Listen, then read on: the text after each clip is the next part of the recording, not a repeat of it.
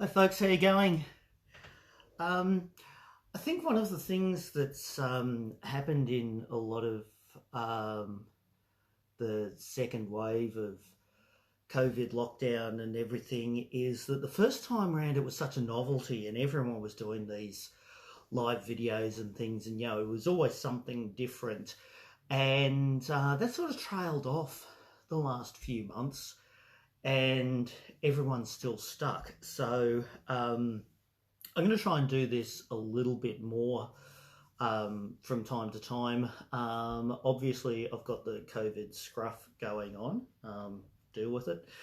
Um, and I'd like to talk about something that has come out of all of these online meetings and videos from home, which is the new 2020 phenomenon of bookshelf shaming. So, people have sort of been judged a lot by the bookshelves that they've had in the background of their videos. Sometimes it's just because of the way they're arranged, but it came to a head a few weeks ago, quite a few weeks ago now, when someone noticed in the background of an interview that the interviewee had a book on his shelf prominently displayed by a notorious Holocaust denier. Now, I want to say that there's nothing wrong with reading books you don't agree with, horrible books by horrible people. There is nothing wrong with that. And reading those books doesn't imply endorsement. I've read Mein Kampf. I've read Atlas Shrugged, mostly for the same reason. Three little words: know your enemy. Know what they think and why they think it. Yes, I've read those books. It's not an endorsement, but I don't display them. Okay. Um, so Reading these books doesn't imply endorsement, but displaying them does, for better or worse. So honestly, when it comes to bookshelf shaming, I'm for it. If you arrange your books by colour, well, just put a sign up that says, I don't actually read. And if some of you are thinking, well, okay, Boomer, but all of my books and music and shows are in the cloud where I can access them anytime, so my life isn't cluttered like yours. Well, I'm not talking to you then, am I? And furthermore, I don't want to talk to you because you don't understand or care that physical media can be a thing of beauty and a work of art in and of itself. So, furthermore, this thing, battery never goes flat, never asks for my password, doesn't change the terms and conditions without telling me, doesn't force me to accept those new terms and conditions, or otherwise I can't read it anymore. I can loan this to a friend. I can give it to a friend. In fact, a friend gave this one to me. It doesn't want my social media profiles. It doesn't gather data on me. I can read it on a plane. It doesn't care if the Wi-Fi signal drops out. Store that in your cloud. What I intend to do in this video is to bookshelf shame myself and express my shame or otherwise in some of these books that are on the shelf here. And if you're already trying to guess which ones I'm going to pull out, good on you. The first one is this one, The Threat, The Secret Agenda, What the Aliens Really Want and How They Plan to Get It. I got this in a bucket of remainders at the supermarket, and I bought it specifically for freaking people out on public transport. So, you want the nutters to leave you alone?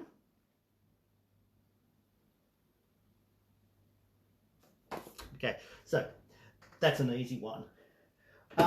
Next word, okay. Woodward's book on Trump. Nothing to be ashamed of here. This is just to trigger some of the loony right. And a lot of those loony right are going, oh, but it's a political hatchet job. Yes, of course it is, sunshine. Just like Plan of Attack was a political hatchet job. Just like All the President's Men was a political hatchet job. There's always the exception to the rule, but history has been on Bob Woodward's side so far. And if this was such a hatchet job, well, why did Trump do 18 interviews with him for the follow-up book? Well, I know the answer to that. It's because Trump knows better than anyone that the only thing worse than being talked about is not being talked about. So, mission accomplished. I'm going to see if I can, spoiler alert.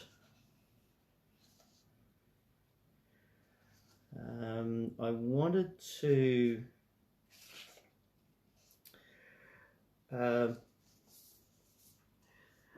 read you just the last paragraph here. This is the very last paragraph, so yeah, spoiler alert.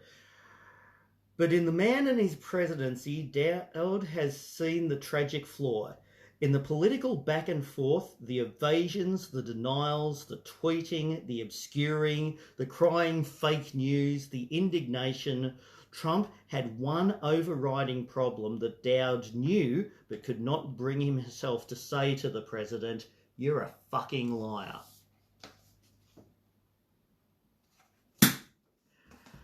Okay, Jonestown. Okay, clearly not an endorsement of Alan Jones by any stretch of the imagination. Very interesting to read, though. What we learn about his career from this is that the only reason he got the radio gig was from his abilities in interviews to just talk and talk and talk and talk and talk and talk and just not stop, which is great for filling airtime. That's his only talent. He also has a unhealthy obsession with fit young schoolboys, and if this was written just a few years later, the word grooming would have been mentioned. Don't take it up with me. It's in the book. By the way, for overseas listeners, this is the guy who invented doing a George Michael decades before George Michael. Speaking of Alan Jones' bosom buddies, the Latham Diaries. I've already been pulled up by a friend over this who clocked it on the shelf and said, really? Now, I'd been wanting to read this ever since it came out, and I eventually found a cheap second-hand copy long after he went completely insane. At the time, I always thought Latho got a bit of a raw deal. And he in the Latham Diaries, he certainly calls the Labor Party out on a lot of their bullshit. And they had a lot of bullshit, and they still have a lot of bullshit. But the other thing is, it was interesting reading it since he went nuts, to see how much of a different character he is.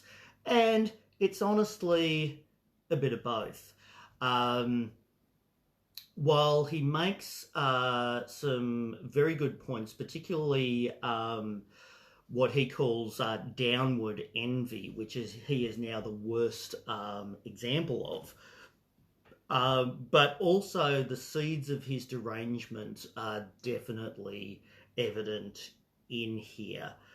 So I lost patience with Latham completely when he started being a serial pest in the 2010 election, and he's only gotten worse. So while there are some similar attitudes in here to the ones he now expresses, possibly mediated just a bit, I still reckon the bloke who wrote this book would think the bloke that's sitting in the New South Wales upper house these days is a total wanker. Excuse me. If you're wondering, it is a beta. I'm just going to show you the latest book I've picked up, but it's over here. Excuse me sneaking behind you.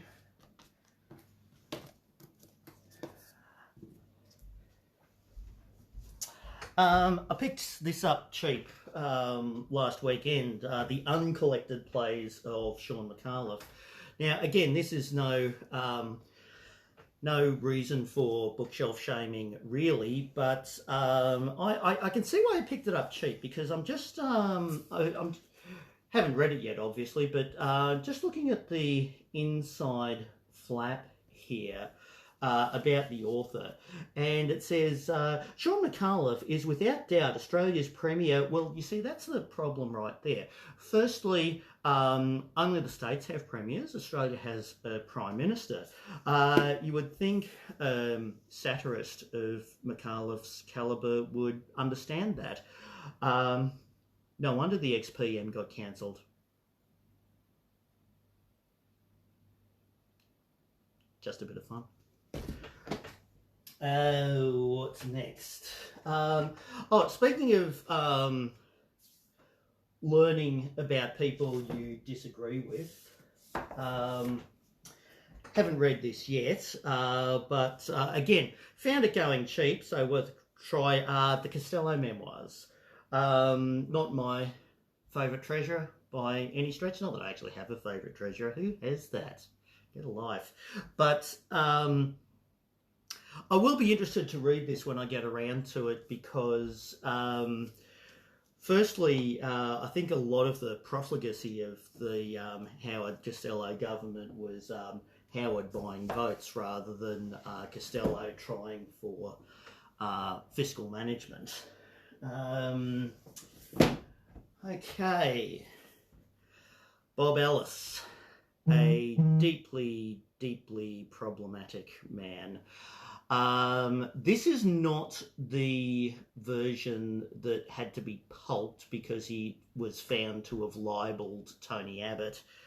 And this was probably part of the problem with Bob Ellis, because there are so many bad things you can say about Tony Abbott that are on the record and independently verifiable. Why do you have to resort to either making things up or repeating rumour? So this is another one that I haven't read yet. I picked it up at a second-hand bookshop. Very dense. I'll get around to it one day. Thing about Bob Ellis is when he was good, he was really good.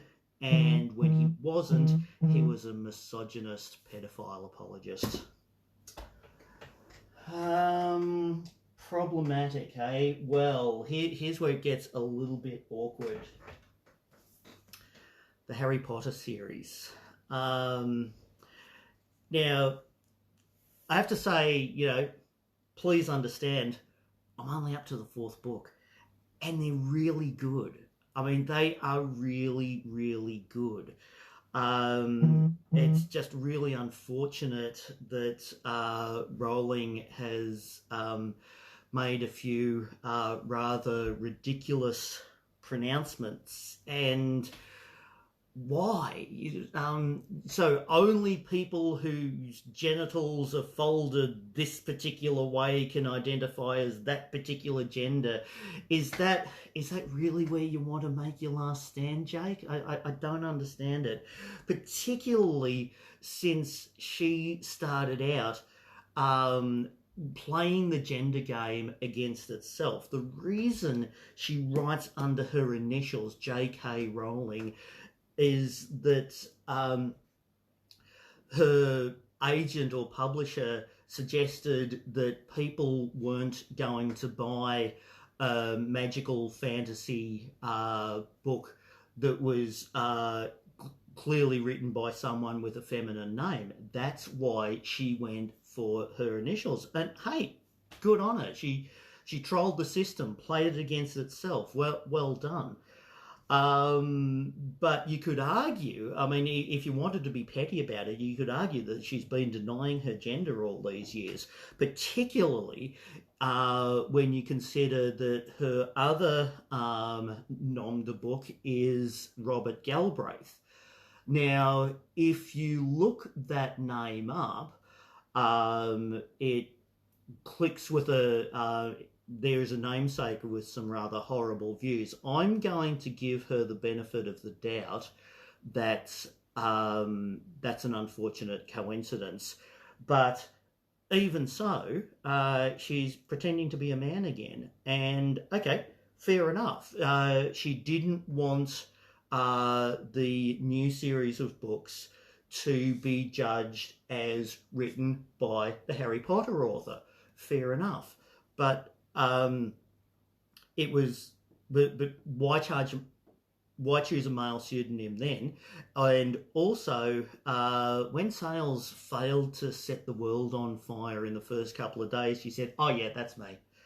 So, look, deeply disappointing, and it's really, if you come in late, here's some of the shame. Really hard to reconcile sometimes. On the whole, I still think she's probably done more good than harm.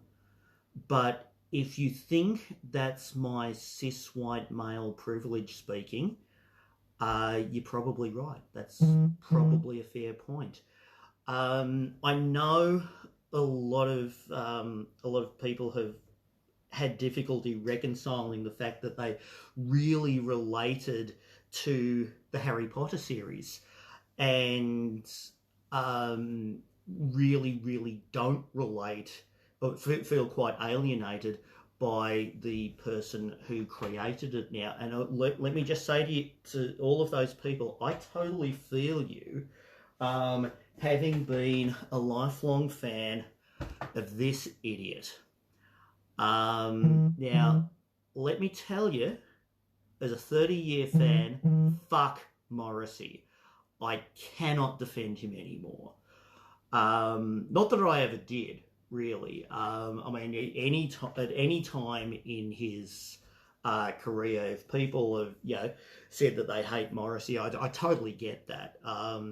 His music, or the music that he participated in, his records, really spoke to me for a long time, and a lot of them still do. But he has no more plausible deniability left. I've totally had it with him. Excuse me. If you're wondering, it is Abita, New Orleans' finest. There was a bottle shop in Berwick that used to stock this. Doesn't anymore. I only just found I had a few of those left. The book itself, Morrissey's autobiography, on its own merits, is a really interesting read. It's written pretty much stream of consciousness, totally unedited. Some of the paragraphs drag on for like 3 or 4 pages. So that makes it difficult to get into. But once you do get into it, it is relatively easy to read. While he claims to care most about the music, you're actually going to learn more from this book about the advances he was paid on his record contracts than how the books were actually written. The books, the songs, how the records were actually made. Yeah, as I was saying. So yeah, look, I've had it with Morrissey. Am I going to burn all my Smiths records? No, of course not. Because, well, if for no other reason than this guy, Johnny Marr, still a brilliant guitarist, still a brilliant performer, very funny and charming guy, and he writes far better lyrics than Morrissey these days as well. So any chance you get to support Johnny Marr, do it. Now, Morrissey's actual autobiography is a decent read if it's still possible to look beyond how kickable he is these days. And I've finally reached the point where I can't. Now, having said that, his novel has always been rubbish. Obviously, I bought this a few years before I completely lost patience with him, and this is just bloody awful. It has no redeeming features whatsoever. I forgot to mark the place that I was going to read you here because just as a way of showing you just how really terrible it is. The only reason this would ever have been published would either be on the fact that Morrissey's name would sell it to Morrissey fans, or it might have been a clause in the contract for publishing his autobiography. But where are we here? Sorry, okay. I think we got it here. Yeah, found it. This is just so terrible. Their surfboard bodies came genetically as fat fanatics gazed on depressively. Perfectionism is what few possess. Now, obviously he means perfection. And this is typical Morrissey, just adding syllables where they don't belong just to sound intellectualizing-ish. Perfectionism is what few possess as raw instinct, and you might work as hard as you wish, yet find yourself still remaining your true Sarah Lee podgy slug. Vanilla runners such as Ezra and Nails have never known chemical adventures, their Hispanic backgrounds somehow unimpressed with letting the air out of optimism, whereas pale-faced Justy and Harry were briefly blue-eyed and round-eyed devils who very quickly found their way back before any serious habits and hooks took the last of their luck or led them knuckle to knuckle with the machete of justice. Shut up, you wanker. So yeah, fuck Morrissey. If that's all I have for you this time round. If you have seen any over my shoulder here, feel free to throw it at me, and I'll talk about it next time. Hope you're all okay. Look after yourselves.